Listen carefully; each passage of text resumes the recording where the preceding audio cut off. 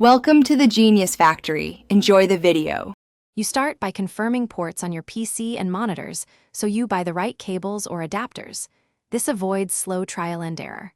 You plug power into both monitors and connect the first monitor to your main GPU output.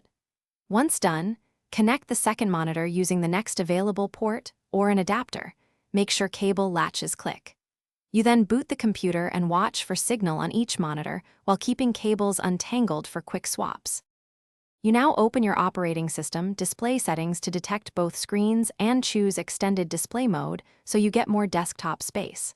Once detected, set the native resolution and appropriate refresh rate for each monitor. This keeps text sharp and motion smooth.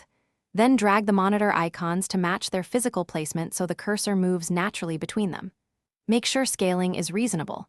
If text is too small, increase scale.